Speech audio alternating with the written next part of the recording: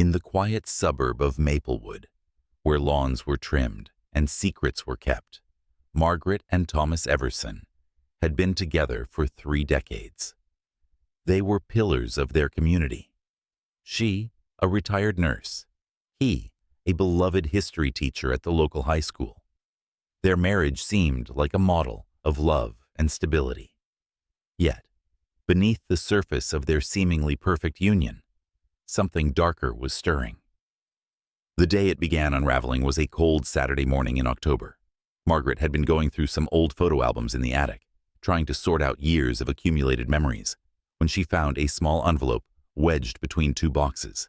It was yellowed with age, and her name wasn't on it. Curious, she opened it and unfolded a single piece of notepaper. The message was brief, affectionate, and unmistakably romantic, but it was signed with a single letter: E. Margaret's mind raced. She couldn't remember anyone they knew with a name starting with E. Her first thought was that the note had been left by an old girlfriend of Thomas's before their marriage, but the note looked newer, and its contents suggested it had been written much later. Margaret decided to put it out of her mind. She wouldn't let herself start to doubt her husband after all this time. But still, the strange note nagged at her. Days turned into weeks, and Margaret couldn't let go of her curiosity. On an impulse one afternoon, she decided to clean out Thomas's study, a room she'd seldom entered since his retirement last year. While dusting, she noticed a drawer that hadn't been fully closed. She tugged it open and froze. Inside, hidden beneath stacks of papers and faded school pamphlets, were more notes, each signed E. Some were short and sweet, while others contained lines of poetry and affectionate endearments. Each letter spoke of meetings and intimate moments. Her heart sank as she realized that E was not a relic from Thomas's past. E was very much part of his present. With a mixture of dread and a need for answers, Margaret decided to take a drive. She parked her car on a quiet street and retraced her husband's routine walks. She passed familiar houses and faces, but something had shifted. Each step now felt heavier with suspicion. Her thoughts raced. Who was E? Could it be someone close? A name flashed through her mind: Elaine Grayson, their neighbor from 2 houses down, a widow whom they had known almost as long as they'd lived in Maplewood. Elaine had always been friendly, often stopping by with cookies or to share stories over tea. Margaret had always found her warm and generous, perhaps even lonely since her husband's passing several years ago. But the idea that Elaine could be Thomas's E seemed absurd. She'd known Elaine for years. They had been friends. Still, Margaret couldn't shake the feeling, and that evening she made up her mind to confront Thomas. The confrontation was not the explosive scene one might expect. Instead, Margaret waited until after dinner. She poured them each a glass of wine, sat across from Thomas, and placed the letters on the table. Thomas's face, usually so steady and calm, drained of color. He didn't deny it. He simply looked at her, his eyes pleading for understanding. "Yes, it's Elaine," he whispered finally. "I never wanted to hurt you, Margaret. We've built a life together, a family, and I wouldn't trade it for anything in the world. But somehow, over the years, I grew attached to her. She was always there, and it was easy, comforting, in a way I can't explain."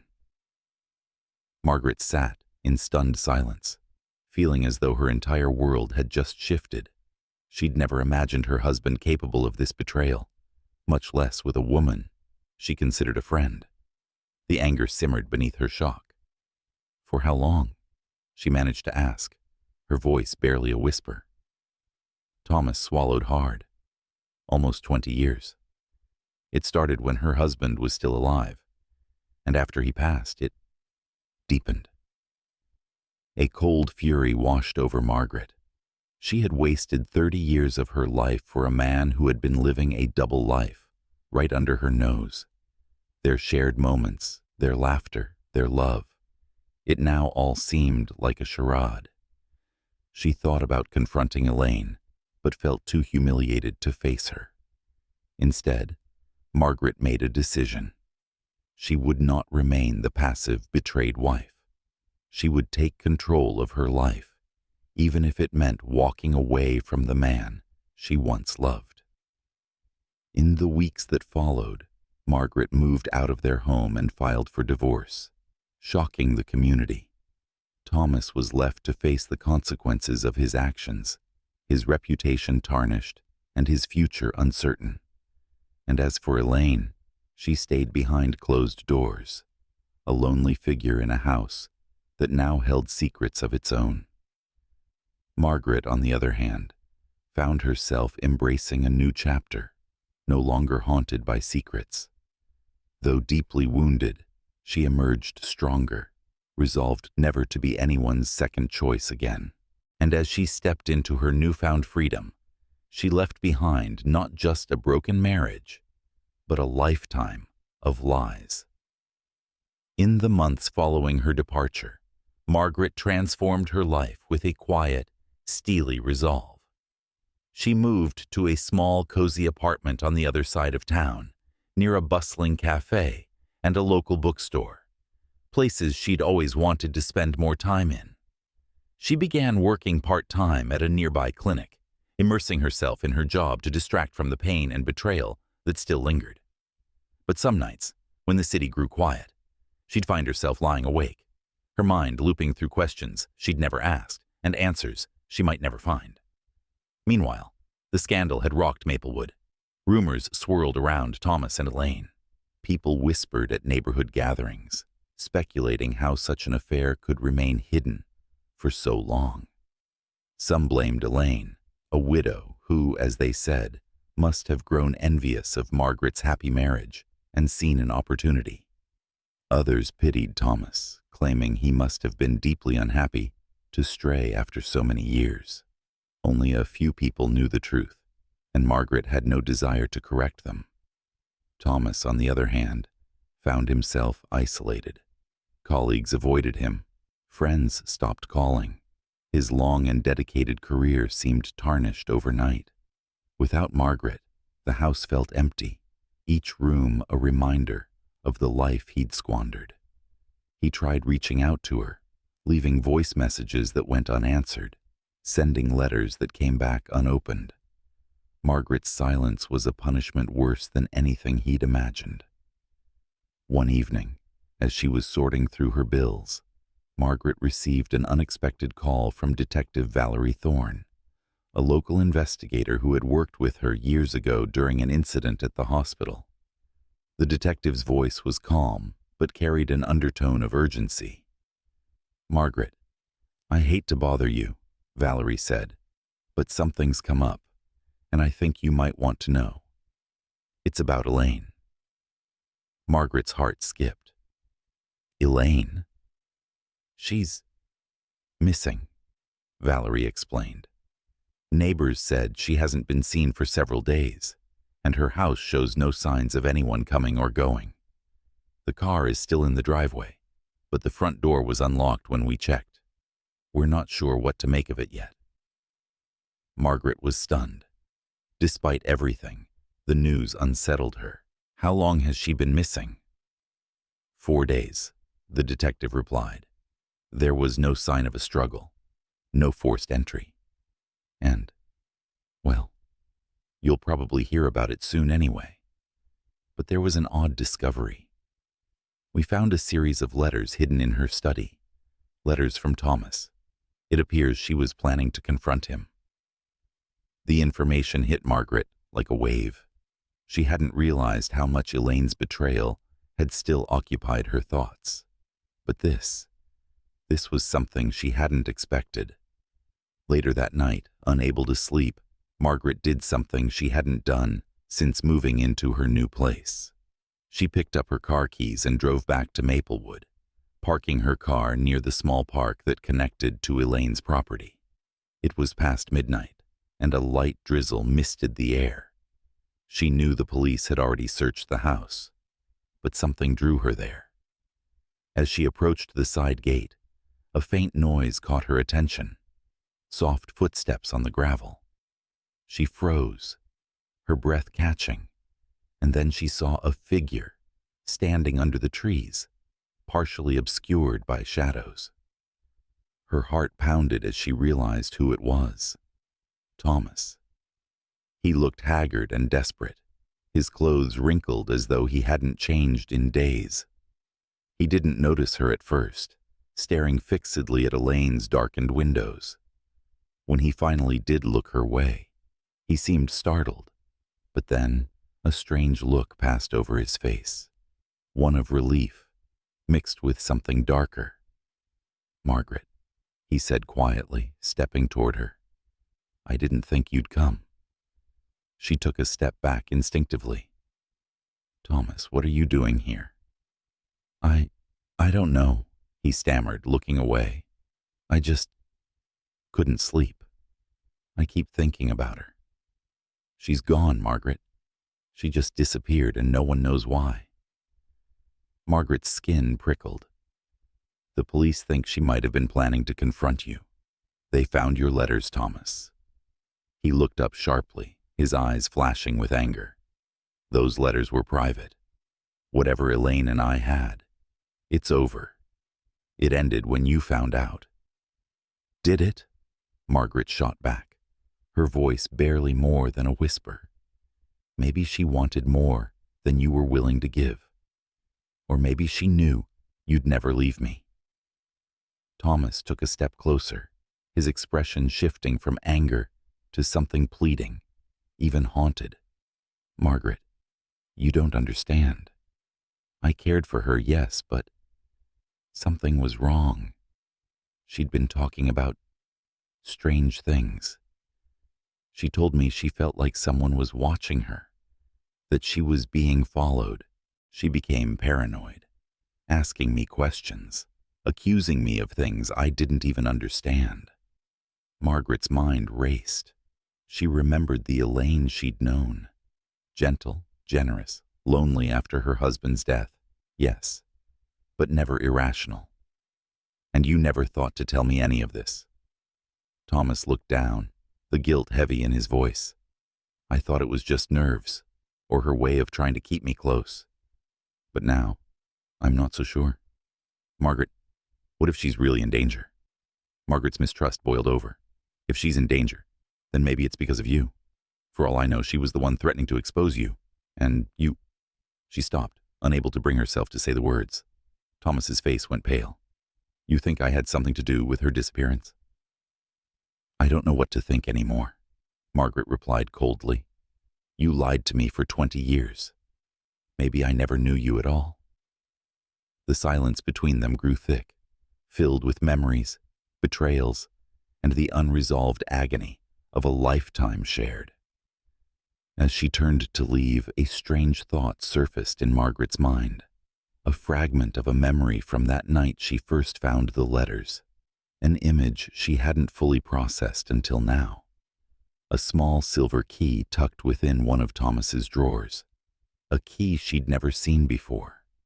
It was the missing key to Elaine's house, and suddenly, Margaret realized with chilling clarity that Thomas might be hiding much more than she'd ever imagined. Margaret stood frozen, the realization settling into her like a winter frost. That silver key she'd seen, it was unmistakable. Thomas had kept a key to Elaine's house hidden away, a symbol of access, of trust, of a connection deeper than she'd allowed herself to imagine. The weight of it settled into her mind like a final piece of an awful puzzle, and she understood at last that the affair had not just been a passing betrayal. It was something Thomas had bound himself to. In that moment, Margaret felt no anger, no sadness, just cold resolve. "You had a key to her house, didn't you?" she said, breaking the silence with words as sharp as glass. Thomas's face twitched, and he looked away, his jaw tightening. He didn't deny it. "What did you do, Thomas?" Her voice was calm, but her eyes held a strength she hadn't felt in years. "Did she find out you were never planning to leave me? Did she finally see you for the liar you are?" Thomas took a step forward, desperation clouding his face. "Margaret, I swear, I never meant for any of this to happen. She had become erratic, and yes, she wanted more than I could give. But I didn't hurt her." "Then why do you have her key? Why were you here tonight, lurking outside her house like a criminal?" Margaret's voice cut through the cold night air, her composure unwavering. Thomas's shoulders slumped. "I kept it because she asked me to. She was terrified of someone breaking in, of being alone in that house. It was supposed to be in case she ever needed help." "Convenient," Margaret replied, her tone laced with disbelief. "And yet she disappeared. Now no one knows where she is, and you're here hiding like a coward."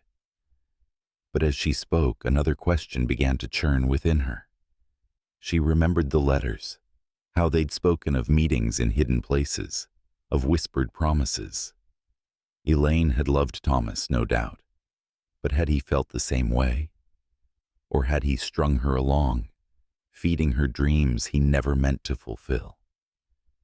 Thomas, sensing her doubt, tried one last time to explain. "I don't know what happened, Margaret. She'd been growing more unpredictable, yes, but I cared for her, and I never wanted this.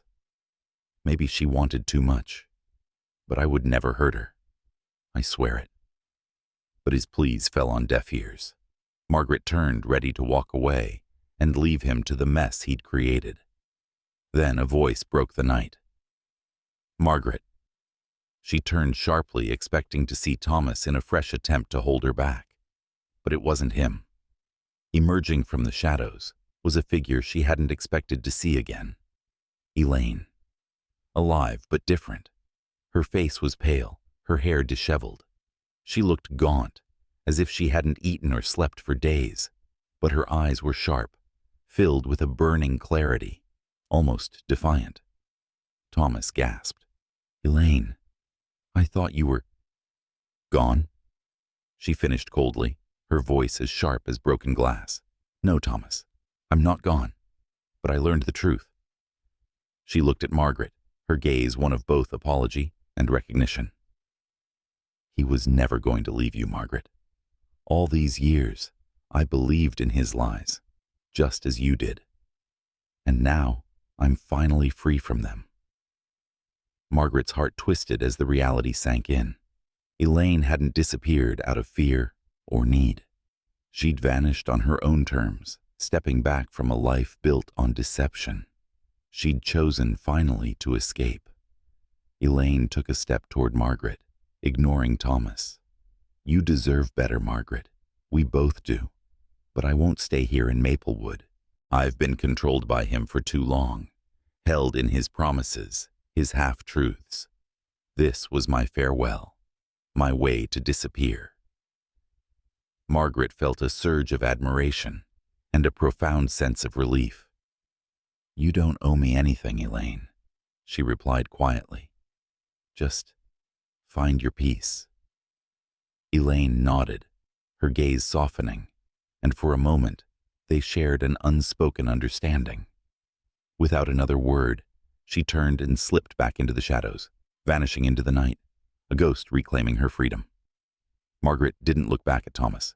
She felt his stare, his confusion and regret, hanging in the air, but she didn't care.